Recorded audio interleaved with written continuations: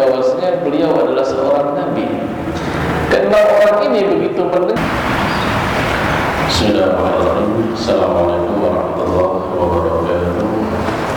Alhamdulillah, salatu wassalamu ala Rasulillah wa ala alihi wa sahbihi wa mawala la hawla wa la quwwata illa billahil aliyyil azim.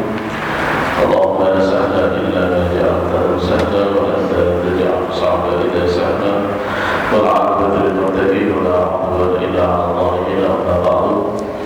Wa ta'awwadu ta'lim wa ifada wa istifada wa hatta ala tasdiq kitabillah wa sunnati rasulih wa du'a ila al-huda wa kadhalika al-khair ittiba' Allah wa ruhi wa subhanahu wa ta'ala. Subhanaka la ilma lana innaka antal alimul hakim wa tub 'alaina innaka antat tawwabur rahim. Amma ba'du.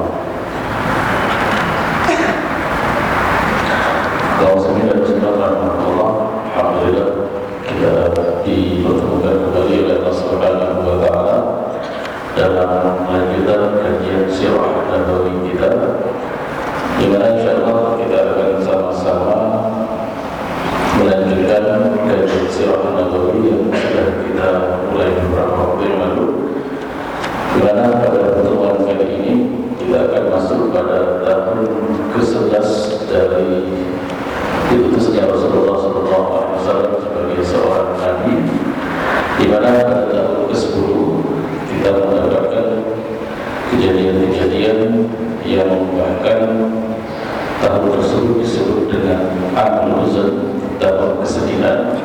Rasulullah SAW harus kehilangan dua orang yang memiliki andil cukup besar dalam menopang dakwah Nabi selama di kota Makkah, yaitu dengan wafatnya paman beliau Abu Thalib dan istri beliau Khadijah,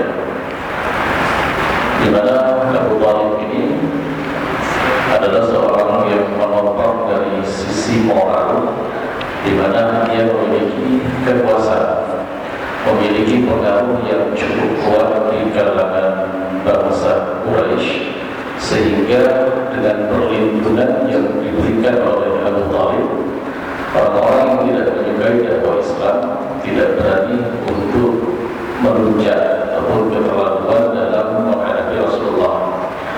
Sementara istri beliau Khadijah adalah orang yang menopang dari sisi materi, dari sisi ekonomi, karena kita tahu bahwasanya Khadijah ini mulanya adalah seorang pengusaha yang bahkan kekayaannya mencapai setengah dari kekayaan yang ada di kota Makkah.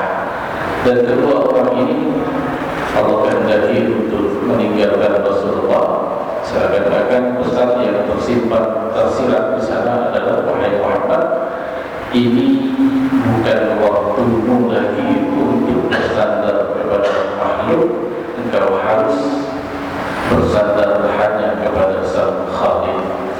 Dan kita tahu pada kajian sebelumnya kita juga telah membahas rencana Rasulullah untuk memindahkan lokasi dakwah beliau, yaitu ke Taif. Namun usaha Rasulullah tersebut harus gagal dikarenakan utusan Abu Jahal yang menemui kelompok Bani Zakif, yaitu penguasa Taif saat itu, telah mendahului dari kedatangan Rasulullah dan memprovokasi penduduk Taif, sehingga mereka menyambut Rasulullah dengan sambutan yang kurang baik.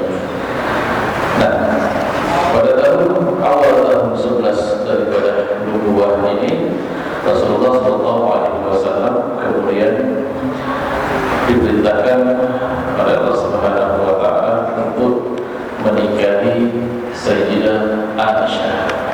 Jadi Rasulullah sampai saat itu telah menikah dengan 3 orang wanita. Yang pertama dengan Sayyidah Khadijah. Kemudian setelah wafat Khadijah pada tahun ke-10, Rasulullah menikah dengan Suwaidah. Dan yang pada tahun ke-11 Rasulullah menikah dengan Sayyidah Aisyah. Jadi pernikahan ketiga ataupun 3 pernikahan yang dilakukan oleh Rasulullah selama berada di kota Makkah. sisanya pernikahan terjadi di kota Madinah. Kemudian setelah Rasulullah SAW kembali ke kota Makkah setelah gagal dalam memindahkan lokasi dakwahnya ke Taif, maka Rasulullah mengajak beberapa kabilah untuk masuk ke dalam agama Islam. Namun keseluruhan kabilah tersebut menolak ajakan Rasulullah. Dan ini dikarenakan dua faktor. Yang pertama, Rasulullah selalu dibayang-bayangi atau diiringi oleh orang-orang yang diutus oleh Abu Lahab dan Abu Jahal untuk memprovokasi orang-orang yang ditemui oleh baginda Nabi. Jadi sebelum mereka masuk ke kota Makkah, sudah diberitahu bahwasanya ada seorang pemuda yang hendak mengajak kalian pindah dari keyakinan kalian. Dan ini juga dimotori oleh para bangsawan Quraisy, dan tentunya ini semakin menguatkan kepercayaan mereka bahwasanya yang disampaikan Nabi itu tidak benar. Yang kedua, konten isi dakwah Nabi adalah mengajak untuk menyamakan ataupun tidak ada kastah di dalam Islam.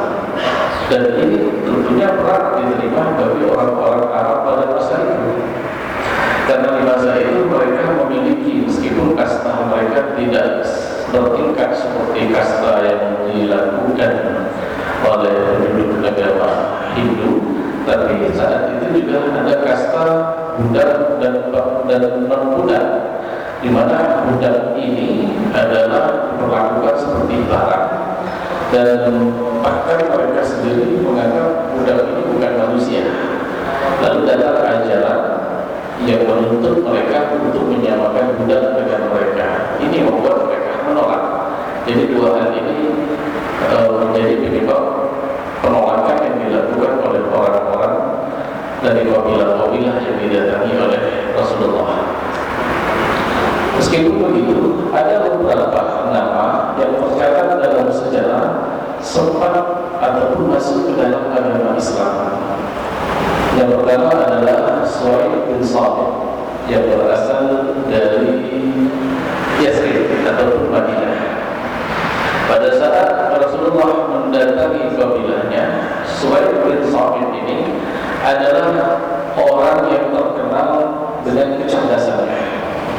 Ia terkenal cerdas, ia terkenal pintar, bijak, dan memiliki ilmu yang ia dapatkan dari orang-orang terdahulu. Sehingga ketika Rasulullah datang kepadanya, Suhaib ini tidak langsung menolak, tapi mengajak Rasulullah berdiskusi. Apa katanya? Wahai Muhammad, aku memiliki hikmatul Luqman, yaitu kalam-kalam hikmah yang disampaikan oleh Sayyidina Luqmanul Hakim. Dan Luqmanul Hakim ini sangat terkenal dengan kebijakannya. Bahkan Al-Quran sendiri menempatkannya dalam tempat yang mulia, di mana salah satu daripada surat Al-Quran adalah surat Luqman. Nah, Rasulullah lalu mengatakan, wahai Suhaib, apa yang disampaikan Luqman itu adalah suatu hal yang baik dan sangat bagus sekali. Namun, aku memiliki suatu hal yang lebih baik daripada perkataan Luqman. Maka Suhaib mengatakan, apa yang lebih baik daripada perkataan Luqman? Maka Rasulullah menyampaikan kepadanya ayat Al-Quran, dan yang katanya adalah nasihat daripada Luqmanul Hakim. Maka mendengar ayat tersebut dilanjutkan, Suhaib tahu ini bukan perkataan manusia. Maka dia mengatakan, wahai Muhammad, terangkan kepadaku agama. Rasulullah menjelaskan tentang Islam. Maka Suhaib tanpa ragu-ragu mengucapkan dua kalimat syahadat. Hanya saja Suhaib ini perannya sedikit atau tidak terlalu banyak perannya, dikarenakan pada saat dia kembali ke kota Yasrib, setahun kemudian terjadi perang Mu'az perang Bu'as ini adalah perang antara orang Aus dan Khazraj, perang qabilah. Mereka sama-sama penduduk kota Yathrib, tapi bermusuhan. Nah, dalam perang Bu'as ini Suhaib bin Thabit ini meninggal dunia. Kemudian orang kedua yang tercatat dalam sejarah masuk ke dalam agama Islam adalah Ilyas bin Umayyah. Ilyas bin Umayyah ini berserta dengan rombongan juga dari Yathrib, datang dari Yathrib. Pada saat itu ia dengan rombongan sengaja datang ke kota Makkah untuk mencari sekutu dalam memerangi Khazraj, karena Ilyas ini dari Aus. Maka Rasulullah mendatangi mereka lalu menawari Islam. Rombongan tersebut mengatakan, wahai Muhammad, tujuan kami datang ke sini bukan apa yang kau tawarkan. Dan lagi, jika kami menerima tawaranmu tersebut, maka tujuan kami pasti tidak akan tercapai. Bahkan kami menambah musuh baru. Karena orang-orang Quraisy pasti tidak akan mau membantu kami. Maka kemudian mereka meninggalkan Rasulullah. Terdiamlah atau tinggallah seorang Ilyas bin Umayyah. Ilyas ini bertanya ke Nabi, wahai Muhammad, ceritakan kepada aku tentang Islam. Maka Rasulullah menceritakan tentang Islam sampai kemudian belum selesai Nabi berbicara, salah satu rombongan menarik Ilyas dan mengatakan, wahai Ilyas, ini bukan tujuan kita. Barangkali dia mengatakan bahwasanya Ilyas ini termasuk yang wafat pada saat perang Bu'as, namun di akhir hidupnya dia selalu melantunkan tasbih, tahmid, tahlil dan takbir. Dia juga wafat sama seperti Suhaib. Orang ketiga yang mendengarkan tentang Islam juga sama-sama dari Yathrib. Dan ini nama ini cukup dikenal karena ia kemudian berhasil masuk ke dalam agama Islam, lalu kemudian membantu Rasulullah. Namanya adalah Abu Zar. Abu Zar ini berasal dari Ghifari, itu nama kampungnya. Lengkapnya Abu Zar al-Ghifari. Ia mendengar tentang Islam dari mulut Suhaib, begitu juga dia mendengar Islam dari Ilyas bin Umayyah. Namun dia belum puas, lalu meminta kepada saudaranya untuk berangkat ke kota Mekah dan menemui Nabi Muhammad, bertanya tentang Islam. Namun info yang didapatnya belum membuatnya puas. Maka dia kemudian memutuskan untuk berangkat ke kota Mekah, ingin bertemu langsung dengan Rasulullah.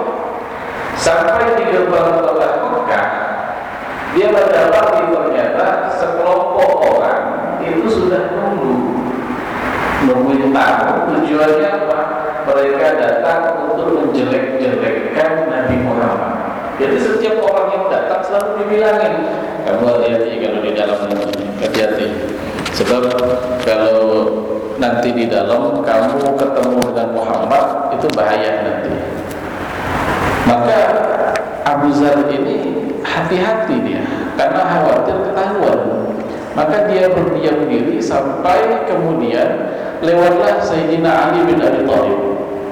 Sayyidina Ali bin Abi Thalib lewat dan melihat orang ini dari pagi sampai sore berdiri saja di tempat itu, seperti orang yang kebingungan. Maka Sayyidina Ali menemuinya dan mengatakan, wahai Tuan, Anda dari mana? Ia mengatakan, aku berasal dari Yathrib, dari kampung Ghifari. Ada tujuan. Apakah Anda tersesat? Ya, aku masih belum menemukan orang yang kucari. Maka kata Sayyidina Ali, apakah Tuan ada tempat bermalam? Kata Abu Zar, tidak, aku tidak punya kenalan seorang pun di sini. Maka Sayyidina Ali mengajak untuk menginap di rumahnya. Abu Zar tidak menceritakan karena khawatir Sayyidina Ali ini termasuk kelompok yang berjaga di gerbang kota Makkah tersebut. Lalu kemudian besoknya dia pamitan dan kembali ke lokasi yang sama. Dan kembali lagi Sayyidina Ali lewat dan melihat. Akhirnya Sayyidina Ali nyamperin dan bertanya, wahai Tuan, tampaknya engkau ini ada sesuatu yang engkau sembunyikan. Kiranya bisa kami bantu, silakan. Maka pada saat itu Abu Zar tengok kanan, tengok kiri, nggak ada orang, baru ngomong, aku kesini pengen ketemu dengan Muhammad, pengen belajar tentang Islam. Maka Sayyidina Ali mendengar hal itu kaget, lalu mengatakan, jika memang tujuan bertemu dengan Muhammad, aku bisa ngantarin. Maka mereka berangkat sambil sembunyi-sembunyi sampai ketemu dengan Nabi. Ketemu dengan Nabi, lalu kemudian mendengarkan Islam dari mulut Sayyidina Rasulullah SAW secara langsung. Setelah itu apa yang terjadi? Dia bersyahadat. Lalu Rasulullah memberikan peringatan, wahai Abu Zar, kamu tutupin masalah ini. Kamu jangan terang-terangan kalau kamu masuk Islam, sebab kalau kamu terang-terangan nanti ketahuan sama orang-orang Quraisy ini, nanti kamu akan dikeroyok, nanti akan disakiti. Apa kata Abu Zar? La ya Rasulullah, tidak ya Rasulullah, bahkan sebaliknya, aku tidak akan keluar dari kota Makkah ini kecuali aku akan mengumumkan keislamanku di hadapan mereka. Maka Abu Zar berjalan dari rumah Rasulullah langsung menuju ke Ka'bah. Di sekitar Ka'bah pemuka Quraisy sedang kumpul di sana. Lalu ia mengatakan, wahai orang Quraisy, dengarkan, aku bersaksi tiada Tuhan selain Allah, dan aku bersaksi bahwasanya Muhammad adalah utusan Allah. Mendengar hal itu, orang-orang Quraisy yang ada di sekitar sana kaget, lalu melihat ini bukan orang Mekah, tambah emosi. Akhirnya mereka mengatakan, pukulin orang ini. Dan mereka, beberapa belas orang itu kumpul memukuli Abu Zar. Dengan pukulan ini membunuh Abu Zar. Lewat Abbas, paman Rasulullah, dan melihat ini bukannya orang dari Ghifari itu. Maka Abbas meloncat dan mendorong orang-orang tersebut sambil berteriak, celakah kalian? Tidakkah kalian tahu ini orang berasal dari Ghifari, sementara kafilah dagang kalian melewati kampung dia? Kalau orang ini sampai terbunuh, maka perniagaan kalian akan hancur. Karena kampungnya Abu Zar itu salah satu tempat transit kafilah dagang orang-orang Quraisy. Maka mendengar hal itu mereka bubar. Tapi Abu Zar memang Masya Allah keras kepala. Diulangi berapa kali dan hasilnya sama, digebukin lagi, Abbas datang lagi, diulangi lagi, sampai di beberapa titik selesai semuanya, merasa semuanya sudah mendengarkan kesaksiannya, baru dia pamit ke Rasulullah balik kampungnya mendakwakan Islam. Sampai kemudian Rasulullah hijrah, dia bergabung kembali dengan Rasulullah. Nah, ini orang yang ketiga yang tercatat di dalam sejarah masuk ke dalam agama Islam periode Mekah. Kemudian yang keempat adalah Tufail bin Amr ad-Dawsi. Dan ini bukan orang sembarangan, karena Tufail ini adalah pemimpin daripada kabilah Daus yang berada di Yaman. Pada saat dia datang ke kota Mekah, ini eksklusif, yang nyambut langsung Abu Jahal. Kenapa? Karena takut kalau Tufail ini masuk Islam, kabilahnya yang besar itu akan masuk Islam. Maka ia mewanti-wanti Tufail dan mengatakan, wahai Tufail, hati-hati, jangan sampai engkau mendengar sihirnya Muhammad. Karena Muhammad itu kalau ngomong bikin orang percaya, langsung yakin. Jadi pada saat Abu Thalib wafat, pemimpin secara de facto di Mekah itu adalah Abu Jahal, Amr bin Hisham. Sementara Tufail adalah pemimpin kabilah Bani Daus. Artinya ini pemimpin kepemimpin A1 ini hitungannya, beritanya valid. Maka Tufail mengatakan, kalau begitu aku akan pasang penutup telinga pada saat aku tawaf.